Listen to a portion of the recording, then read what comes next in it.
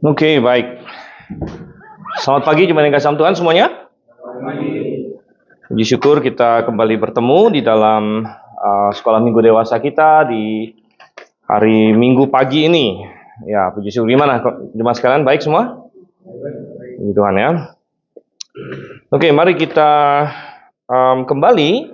Dan ada lembar yang baru. Minggu lalu kita bicara mengenai seorang raja namanya Yotam. Dia adalah raja di selatan. Nah, hari ini kita ingin berlanjut lagi dan kita ingin kembali lagi ke utara. Jadi, kembali lagi ke kerajaan Israel, kerajaan Efraim yang di utara. Dan oleh karena itu mari kita buka 2 Raja-Raja 15 terlebih dahulu. 2 Raja-Raja 15 dan raja pertama. Jadi hari ini atau di lembar ini kita akan lihat 2 raja. 2 raja. Nah, kita akan lihat sampai sejauh mana kita bisa membahasnya. Tapi raja pertama adalah Raja Pekah namanya. Pekah ya. Nah, kita akan baca dulu mengenai Pekah ini. Habis itu kita masuk dalam doa gitu. 2 Raja-Raja 15 ayat 27 sampai ke 31 saya akan bacakan. Demikian firman Tuhan. Pada tahun ke-52 pemerintahan Azaria Raja Yehuda, Pekah bin Remalia menjadi raja atas orang Israel di Samaria. Ia memerintah selama 20 tahun. Ia melakukan apa yang jahat di mata Tuhan. Ia tidak berpaling dari dosa-dosa Yerobeam bin Nebat yang mengakibatkan orang Israel berbuat dosa pula.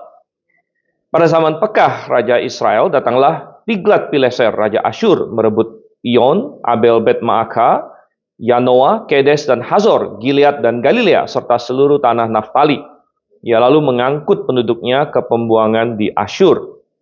Hosea bin Ela mengadakan persekongkolan melawan Pekah bin Remalia. Hosea membunuhnya, lalu menjadi raja menggantikan dia pada tahun ke-20 pemerintahan Yotam bin Uzia. Selebihnya dari riwayat Pekah dan segala yang dilakukannya sesungguhnya tertulis dalam kitab sejarah raja-raja Israel. Oke, kita akan berdoa terlebih dahulu. Saya minta Pak Michael memimpin kita dalam doa. Mari kita berdoa. Terima kasih Tuhan. Syukur kita berkumpul tempat ini Tuhan. Terima Tuhan. Kita lagi akan mengikuti pembelajaran Tuhan. Mengenai raja-raja Tuhan. Firman Tuhan. Dan umat. Berkami akan mengerti akan Tuhan. Juga untuk membawa tujuan Tuhan dan memberikan pimpinan ke depan. Memberikan pelajaran dengan firman. Terima kasih Tuhan. Berdoa dan berdoa. Amin. Oke, jadi coba kita lihat dalam isian kita di sini. Kita masih ingat tentunya kita beralih ya dari kadang kita bahas selatan, kadang kita bahas utara sesuai dengan di kitab raja-raja di sini. 1. Sementara kerajaan Yehuda cukup stabil dalam masa-masa pemerintahan Uzia dan Yotam. Anda masih ingat Uzia memerintah lama sekali, 52 tahun. Sedangkan Yotam dia memerintah lumayan 16 tahun. Jadi total berarti 68 tahun. Ya, suatu masa yang panjang. Ya kalau di sekarang ini ya stabil sekali berarti. Ya karena kalau di modern sekarang bahkan ya, satu rezim dalam tanda kutip atas suatu pemerintahan, ya kalau di Indonesia maksimum kan 10 tahun, itu pun kalau terpilih kembali gitu ya. Dan zaman itu monarki dia bisa berpuluh-puluh tahun begitu. Jadi sangat stabil sebenarnya. Kerajaan Yehuda cukup stabil dalam masa-masa pemerintahan Uzia dan Yotam. Kerajaan Israel terus mengalami pergantian dinasti ya, atau pergantian raja, pergantian dinasti dengan secara cepat. Dan setelah runtuhnya dinasti Yehu, ingat, dinasti yang paling panjang di Israel utara sana adalah dinasti Yehu. Ya, karena dia melakukan sebagian firman Tuhan. Ya, sebagian firman Tuhan, yaitu dia membalaskan murka Tuhan kepada Ahab. Ya, dia melawan Baal pada waktu itu. Ya, sehingga Tuhan memberkati dia dengan menjanjikan keturunannya sampai yang keempat menjadi raja. Itu adalah dinasti paling panjang. Sangat sedih sekali. Kemarin kita hitung-hitung ya dinasti Daud sampai ke Yotam sudah berapa? Masih ingat waktu itu? 12 ya. Benar nggak? Minggu lalu kita bahas, kita hitung-hitung sampai 12. Ya. Dinasti Daud sudah sampai 12. Yehu hanya 4 saja. Jadi setelah dia tidak ada lagi dinasti berkepanjangan lainnya. Terakhir, Menahem memerintah, dinasti yang terakhir. Menahem memerintah digantikan oleh anaknya, siapa anaknya? Pekahia, ya, Pekahia. Tetapi dia ini lalu dibunuh oleh raja yang mau kita bahas sekarang, yaitu Pekah bin Remalia, ya, Pekah bin Remalia. Jadi agak mirip Pekahia, Pekah, ya. Tetapi yang lebih penting bukan masalah politik sebenarnya. Politik mereka yang tidak stabil hanyalah cerminan dari keadaan rohani bangsa itu sebenarnya. Ya, dan kita sering menekankan bahwa hal-hal rohani akan berpengaruh kepada hal-hal lain. Walaupun orang dunia tidak bisa lihat itu. Orang dunia tidak bisa memiliki penilaian rohani yang benar, ya, sehingga mereka tidak bisa melihat kausa dan efeknya, gitu ya. Tetapi kita yang sudah memiliki firman Tuhan, dan kita yang sudah dilahirbarukan, dan kita yang punya pandangan rohani, seharusnya kita bisa melihat ada kausa dan efek antara hal rohani dengan hal-hal lain, begitu ya, dengan politik, dengan ya kalau ini mengenai kerajaan ya, dan kita bisa terapkan ini kepada situasi bangsa-bangsa hari ini. Gitu. Dunia makin lama makin kacau kalau kita lihat. Gitu. Perang makin ada di mana-mana. Sekarang nambah lagi India sama Pakistan, gitu kan. Belum yang satu selesai, gitu. Ya, sekarang tembak-tembakan lagi di India Pakistan, ya. Di Indonesia sendiri ya makin carut-marut sepertinya. Ya, ijazah aja sampai ribut di pengadilan, segala macam lah ya. Jadi tapi kalau kita mau lihat dari lensa pesimistik, ya dunia ini makin kacau. Tapi itu tidak perlu mengejutkan kita, ya, karena memang sudah tertulis ya. Dan kita hanya berkata ya, nomor satu, mengingat bahwa kita ini musafir di dunia ini. Ya, Tuhan suruh kita jangan terlalu mengasihi dunia ini, jangan mengasihi dunia ini. Kita ini bukan berarti kita nggak boleh berusaha. Ya, kita berusaha.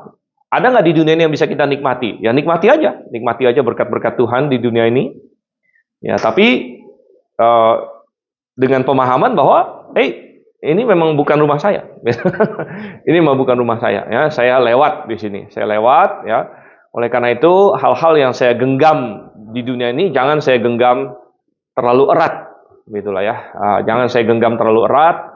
Dan dunia ini bukan rumah saya. Dan ya, maka kita bisa melihat ya, ada hal-hal rohani. Ya. Bagaimana Indonesia secara rohani misalnya? Apakah ya enggak, ya terlalu sedikit, GBA terlalu sedikit, garamnya terlalu sedikit. Makanya kita harus tambah garam nih, ya, terus tambah garam sebenarnya. Kita harus perbanyak orang-orang yang diselamatkan di Indonesia ini, gitu kan? Itu satu-satunya cara untuk menolong Indonesia sebenarnya.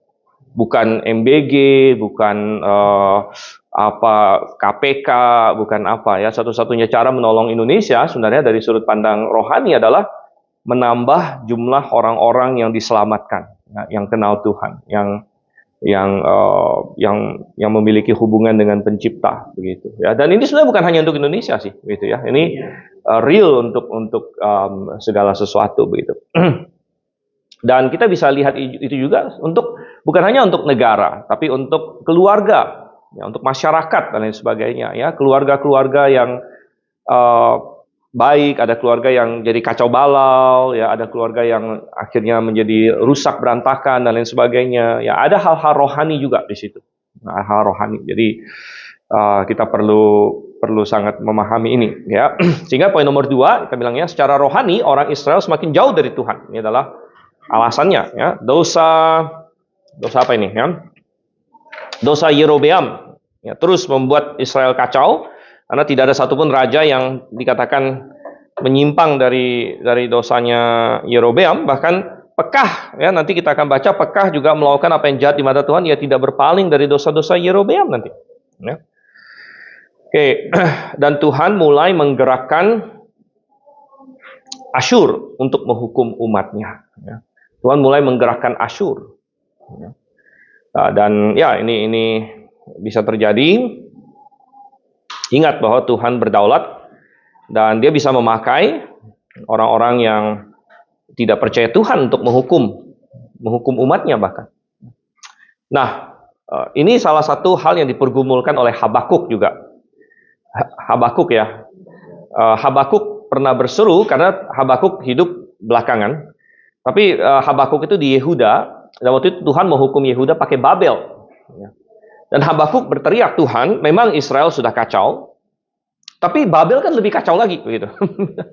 Ya, jadi Israel ini kacau, ya, menyimpang dari Tuhan, tapi Babel ini kan lebih kacau lagi. Ya, kalau Israel menyimpang dari Yehova, Babel tidak pernah kenal Yehova. Kenapa engkau memakai orang yang sepertinya jahat, yang lebih jahat lagi, ya, untuk menghukum kami? Gitu ya. Tapi Tuhan berkata, percayalah padaku, aku tahu apa yang aku lakukan. Dan akhirnya muncul satu ayat di Habakuk yang sangat indah, dikutip di Perjanjian Baru berkali-kali, orangku yang benar akan hidup oleh iman. Ya. Orangku yang benar akan hidup oleh iman. Tuhan bilang. Ya, jadi Tuhan tahu apa yang dia lakukan, ya, dan kadang-kadang dia memakai Asyur, dia memakai Babel, ya, untuk menghukum umatnya, dan Tuhan tahu apa yang dia lakukan, dan Asyur dan Babel akan kena giliran mereka juga, begitu. Kita nggak usah khawatir, ya, Tuhan tahu apa yang dia lakukan. Oke, masuk ke Pekah di sini ya. Pekah mulai memerintah pada akhir masa Raja Uzia tadi ya. Jadi pada tahun ke-52 pemerintahan Azaria atau Uzia, berarti itu tahun terakhir dia. Akhir masa Raja Uzia atau Azaria dari Yehuda, dan ia memerintah relatif lama. Untuk ukuran Israel sudah termasuk lama, yaitu 20 tahun. Ya, 20 tahun, yaitu hingga pemerintahan, ingat tadi Yotam itu memerintah hanya 16 tahun. Ya, jadi dia melewatin semua pemerintahan Yotam dan akhirnya sampai hingga pemerintahan anaknya Yotam nanti, yaitu Ahaz. Ya, Ahaz. Jadi jawaban kita Ahaz di sini ya. Ahaz di selatan. Oke, dan catatan sejarah yang diberikan oleh Alkitab tentang Pekah pendek saja. Tidak ada yang terlalu menonjol dari dia. Hanya saja rangkuman Tuhan tentang dia adalah raja yang jahat. Ya, raja yang jahat di mata Tuhan. Ya. Dan sambil saya sudah pernah singgung ini juga di berbagai kesempatan yang lalu ya. Satu hal yang kita observasi ketika kita melihat raja-raja ini adalah semua dikomentari oleh Tuhan ya, melalui firman-Nya. Ya, raja ini bagaimana, raja ini bagaimana, raja ini bagaimana, gitu kan? Dan ya ini mengingatkan kita bahwa suatu hari kita semua akan dihakimi Tuhan. Ya. Dan yang paling penting adalah komentar Tuhan, penilaian Tuhan tentang kita. Ya. Saya yakin Pekah ada nggak yang anggap dia baik? Ya mungkin ada. Ya mungkin anaknya anggap dia baik misalnya gitu kan. Wah, bapak saya baik. Mungkin kroni-kroninya anggap dia baik. Wah, yang dapat untung dari dia ya. Wah, ini rajanya lumayan bagus nih. Jadi di dunia ini banyak orang bisa punya penilaian tentang kita.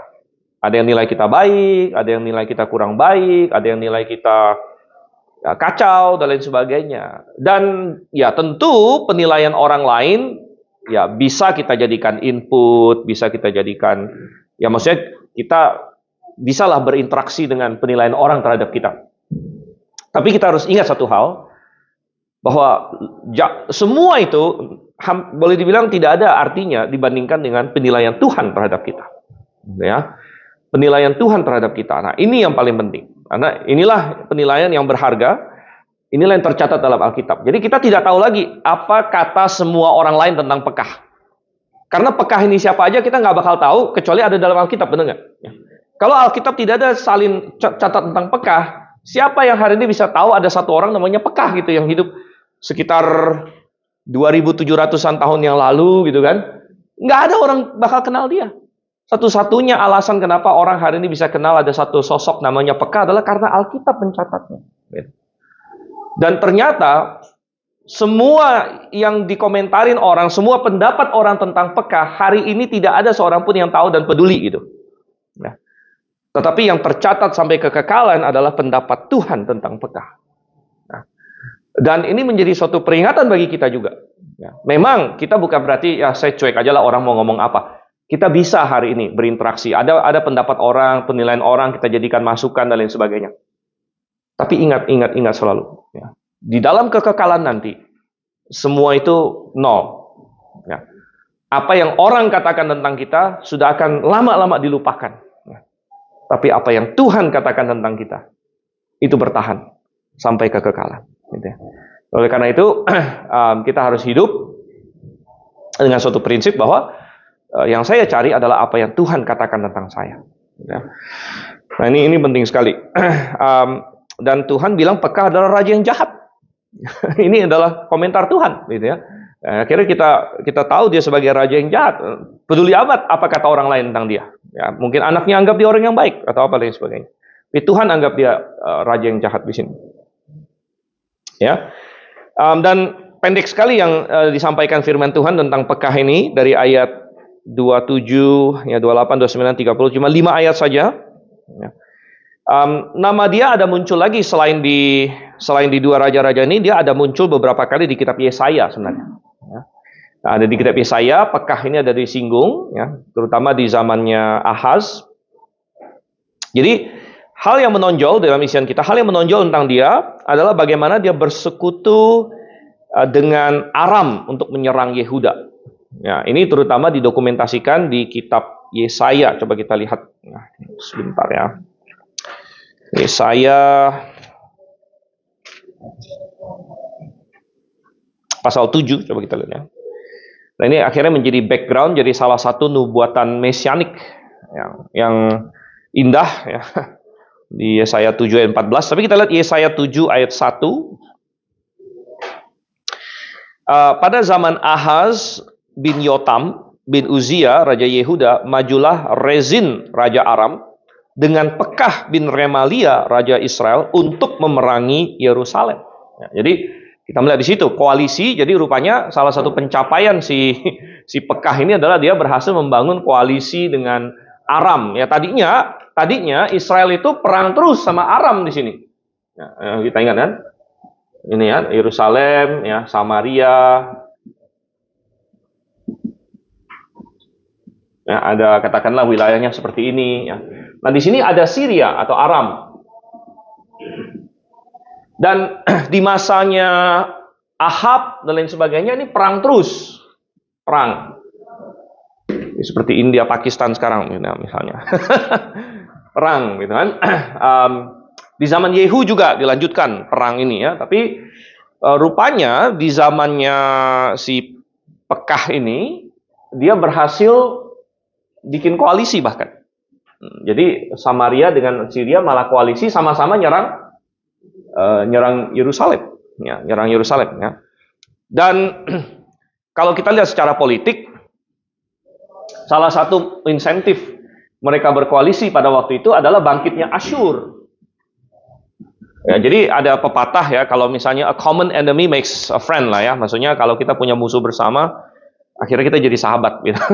Jadi tadinya mereka perang sini, tapi begitu muncul macan yang lebih gede di sini kan, yang mulai mengincar mereka, gitu ya. Ya mereka jadi oke lah, kayaknya kita nggak boleh perang lagi nih, kita harus koalisi gitu ya. Dan akhirnya mereka berkoalisi sebenarnya untuk melawan ke sini dan juga untuk melawan ke sini. Gitu. Nah lucunya nanti kita akan lihat waktu zamannya ini kan Pekah ini kan dia tahun terakhir Uzia, kemudian ada Yotam, kemudian nanti kita belum sampai sih. Anaknya Yotam adalah si Ahaz ini ya. Nah, di zamannya Ahaz, nah tadi kan ada pepatah, kalau common enemy menjadikan teman. Tapi ada pepatah juga, the enemy of my enemy is my friend, katanya kan. Nah, jadi musuhnya musuh saya teman saya gitu. Jadi akhirnya Ahaz, dia kan diserang nih sama dua ini. Jadi dia cari teman siapa? Ya ini. Dia teman ini. Jadi nanti zamannya Ahaz, dia berkoalisi sama ini, Asyur. Nah ini yang tadi ditentang sekali oleh Nabi Yesaya. Gitu kan? Tapi ini situasi geopolitiknya kira-kira pada waktu itu. Jadi mungkin secara manusiawi, Pekah lumayan hebat nih, dia bisa koalisi sama Syria dan lain sebagainya. Ya, tapi secara rohani Itu adalah langkah yang salah, ya, langkah yang salah. Demikian juga Ahaz, wah, kamu koalisi dengan ini, ya udah saya koalisi sama ini. Gitu. Jadi sama-sama mengandalkan cara-cara manusiawi, ya, dan tidak mengandalkan Tuhan. Gitu. Ya, jadi dia bersekutu dengan Aram, ya, Raja Rezin tadi kita baca spesifiknya, untuk menyerang Yehuda, sebagaimana tercatat dalam kitab Yesaya di situ. Ya. Oke, dan pada zaman Pekah datanglah, tadi kita baca siapa? Tiglat-Pileser, ya, Tiglat-Pileser, ya, nama Asyur di sini. Datanglah Tiglat-Pileser, raja Asyur, dan mulai melakukan pembuangan atas orang Israel. Jadi mereka sudah mulai dikalahkan, katanya dia. Dan ini kali ini Tiglat-Pileser bukan cuma datang untuk porak-porandakan, menjarah lah istilahnya, gitu ya. Tapi mulai menguasai. Jadi peperangan itu kadang-kadang zaman itu ada beberapa tujuan. Ya, satu cuma untuk menjarah. Ya. Jadi kalau menjarah ya dia cuma hancur-hancurin, ngambil barang kamu terus pergi. Dia nggak mau menguasai. Gitu. Nah, tapi ada juga yang peperangan untuk mencaplok daerah, ya, menguasai. Gitu ya. Dan dulu raja-raja Asyur datang itu cuma menjarah saja. Tapi sekarang mereka mulai berambisi, ya, menguasai daerah itu juga.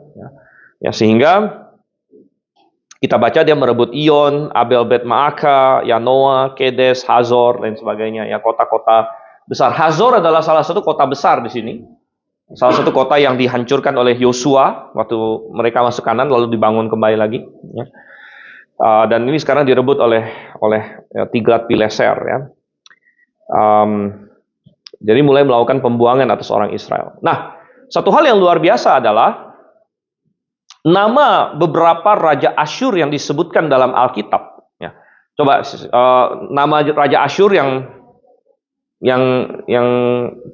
kalian ingat apa saja? Tiglat-Pileser satu.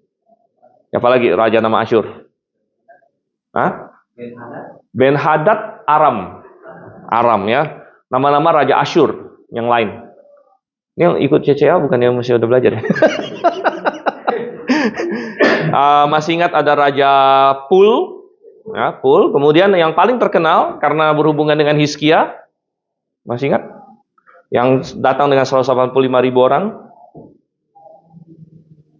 dan akhirnya mati semua. Sanherib, ini kan ya, Sanherib ya. Jadi ini nama-nama raja-raja Asyur ya. Dan yang menariknya adalah nama-nama raja Asyur ini ditemukan, ya, ditemukan secara arkeologis gitu ya, di catatan-catatan Asyur begitu. Ya, jadi ini membuktikan bahwa bagi kita sih kita udah tahu Alkitab ini benar gitulah ya. Tapi maksudnya ini menunjukkan kepada orang yang non-Kristen sekalipun bahwa Alkitab ini bukan dongeng gitu. Ya, jadi orang-orang yang disebut ini adalah real gitu, benar-benar ada punya gitu. Jadi kita bukan bicara soal Voldemort dan Harry Potter begitu ya, yang kamu nggak akan temukan di dunia ini gitu kan. Itu mitos gitu.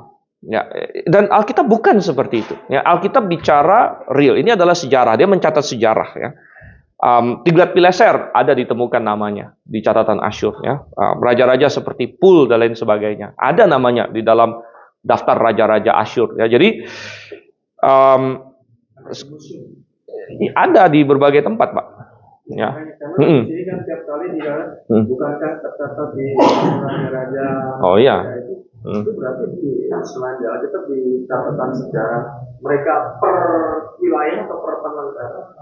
Ya, benar. Ya, tercatat di kitab-kitab sejarah Israel atau apa ya. Itu yang Israel sih. Ya. Tapi yang karena begini, saya pernah kasih tahu bahwa dulu kota Niniwe itu nggak ditemukan.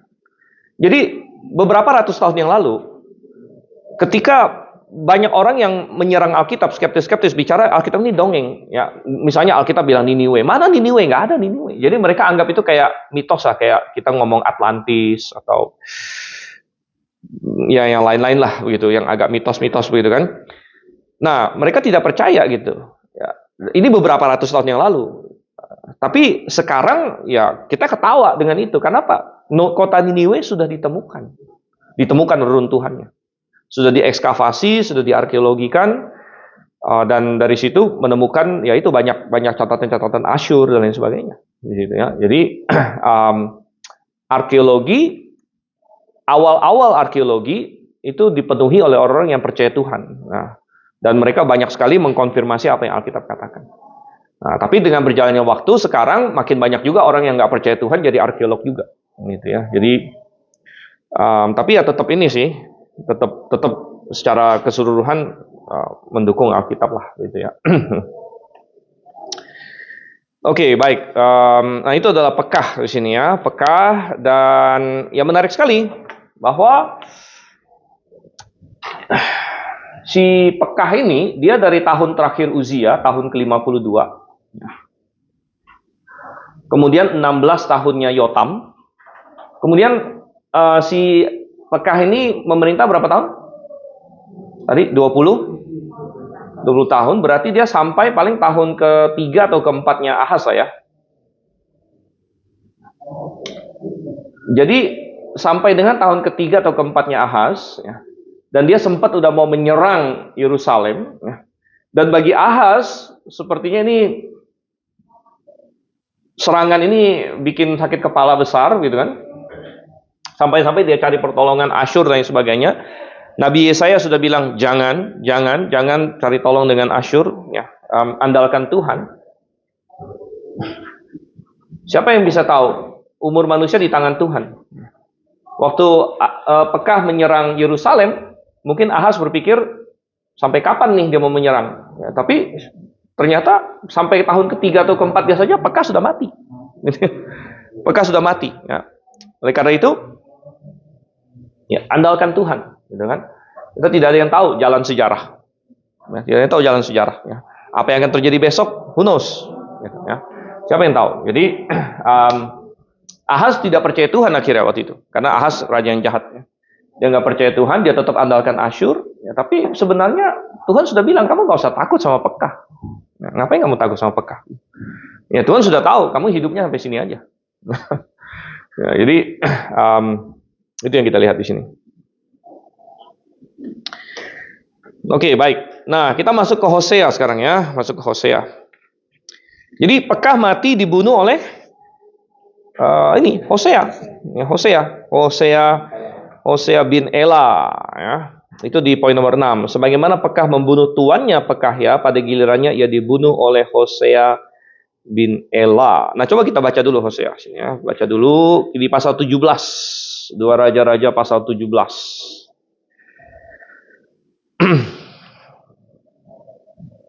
Oke, dan sebenarnya mestinya kita baca satu pasal ini. Karena sampai dengan ayat 41 ya. Tapi kita mungkin nggak ada waktu.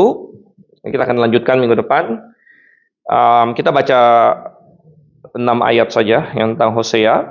Karena Hosea akhirnya menjadi raja terakhir dari kerajaan utara. Ya, kerajaan utara. Habis, selesai di masa Hosea. Ini raja terakhirnya. Coba kita baca. Pada tahun ke-12 pemerintahan Ahaz, Raja Yehuda, Hosea bin Ela menjadi raja di Samaria atas Israel yang memerintah selama 9 tahun. Ia melakukan yang jahat di mata Tuhan, tapi tidak seperti raja-raja Israel yang mendahului dia. Salmaneser, Raja Asyur, maju melawan dia. Nah, ini ada Salmaneser lagi ya, nama Raja Asyur lain. Hosea menjadi hambanya dan membayar upeti kepadanya. Tetapi Raja Asyur mendapati persekongkolan di pihak Hosea karena Hosea telah mengirimkan utusan-utusan kepada So, Raja Mesir, dan tidak lagi mempersembahkan upeti kepada Raja Asyur seperti biasanya dari tahun ke tahun. Sebab itu Raja Asyur menangkap dan menahan dia dalam penjara. Kemudian Raja Asyur menyerbu seluruh negeri itu. Ia bergerak maju ke Samaria dan mengepungnya selama 3 tahun. Pada tahun ke-9 pemerintahan Hosea, Raja Asyur merebut Samaria dan mengangkut orang-orang Israel ke pembuangan di Asyur. Ia memukimkan mereka di Halah, di tepi sungai Habor di Gozan, dan di kota-kota orang Madai.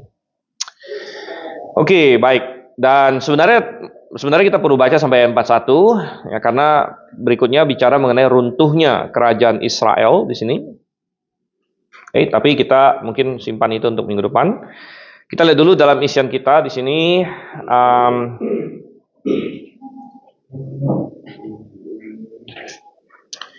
Jadi ia mulai memerintah atas sebagian Israel 4 tahun setelah Yotam. Ya. 4 tahun setelah Yotam, yaitu tahun, katanya di situ, ke-12 Ahaz. Ya. 4 tahun ya setelah Yotam naik tahta.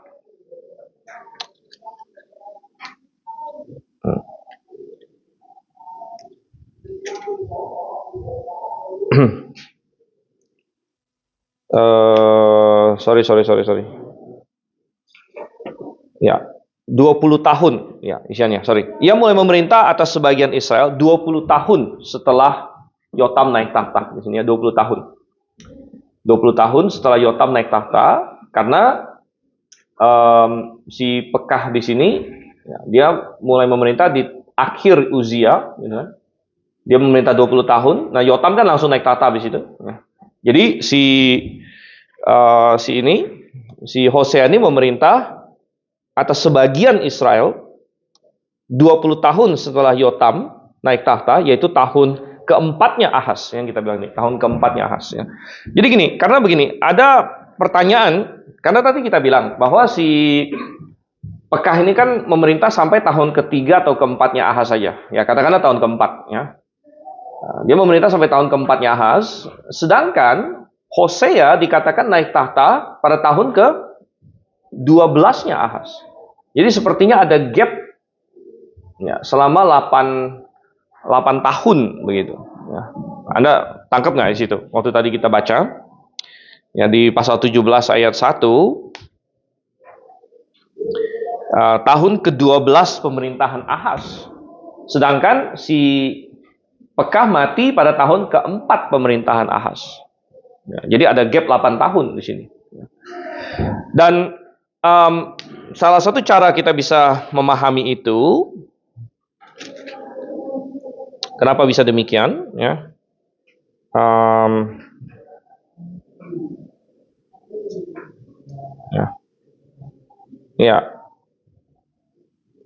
kenapa kita bisa memahami seperti itu adalah dia mulai memerintah. Jadi dia membunuh si Pekah. Ya. Dan Alkitab hanya singgung sedikit saja, tapi bisa jadi ada vakum jadinya setelah dia membunuh Pekah di sini. Ada perebutan kekuasaan lah, gitu. Ya, perebutan kekuasaan yang Alkitab tidak ceritakan panjang lebar lagi, gitu kan. Sehingga akhirnya, walaupun dia Pekah mati di sini, gitu kan, tapi Hosea baru benar-benar kokoh gitu atas seluruh Israel itu pada tahun ke-12-nya. Ya, pada tahun ke-12 dari pemerintahan si Ahaz ini. Ya, jadi kita pahami seperti itu. Kemudian poin nomor 7, cukup menarik bahwa Tuhan mengatakan Hosea berbuat jahat tapi tidak seperti raja-raja Israel lainnya. Tidak seperti raja-raja Israel. Jadi agak sedikit menyimpang dari formula nih. Ya, biasanya kan dikatakan dia jahat mengikuti dosanya Yerobeam bin Nebat, gitu kan, sering seperti itu. Tapi kalau kita baca di pasal 17 ayat 2 tadi, ia melakukan yang jahat di mata Tuhan, tetapi tidak seperti raja-raja Israel yang mendahului dia. Gitu. Wow, ada sedikit yang berbeda di sini.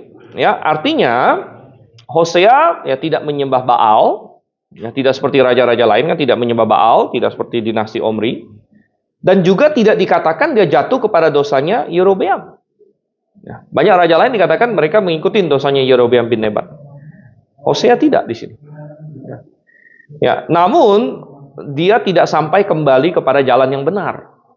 Gitu ya. Ya, jadi tidak cukup untuk berkata saya tidak mau ikut ini lagi, tapi harus siapa yang saya mau ikut kalau begitu. Ya. Dan Hosea sepertinya dia tidak menyembah Baal. Ya, mungkin dia juga tidak menyembah lembu emasnya Yerobeam, tapi karena dia tidak kembali kepada Tuhan yang benar dan punya hubungan dengan Tuhan, maka dia pada akhir-akhirnya tetap dikatakan pemerintahnya jahat, begitu ya. Apa standar jahat? Ya jahat itu kalau kamu tidak sejalur dengan Tuhan. Gitu. Kalau kamu tidak sejalur dengan Tuhan, pada dasarnya kamu adalah jahat, gitu. Dan banyak orang tidak bisa terima ini. Nah, dia bilang, tapi kan saya orang baik, saya tidak membunuh, saya tidak merampok orang, hidup saya baik-baik saja, begitu ya. Tapi kamu tidak di pihak Tuhan. Ya. Kamu tidak mengakui Tuhan. Gitu. Kamu tidak berpegang pada Tuhan. Gitu. Ya maka pada dasarnya kamu tetap adalah orang yang berdosa, gitu, dan jahat di mata Tuhan. Gitu. Ya, dan banyak orang hari ini merasa dia mau menjadi seorang Hosea saja. Jadi seorang Hosea. Jadi yang penting dia tidak melakukan kejahatan-kejahatan besar dalam hidupnya. Ya. Tapi ingat sekali lagi, orang bisa anggap kita baik, ya, tapi ujung-ujungnya nanti penilaian Tuhan yang penting. Ya. Ya, sehingga masuk poin 8. Walaupun Hosea lebih baik dari banyak raja Israel sebelumnya, tetapi kesalahan Israel sudah memuncak dan Tuhan membiarkan raja tadi kita baca Salmaneser, ya, Raja Salmaneser dari Asyur untuk mengangkut orang Israel ke dalam pembuangan. Sini ya. Dan akhirnya dimulailah masa pembuangan. Oke, kita akan stop sampai di sini. Kita akan bicara soal pembuangan lebih lanjut lagi di minggu depan kalau Tuhan berkenan, ya. Oke, kita akan tutup dalam doa.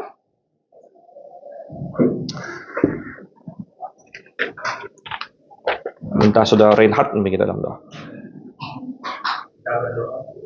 Bapa di dalam surga, terima kasih ya Bapak untuk penyertaan dan kasih setiamu yang telah menyampaikan sekolah minggu dewasa kami.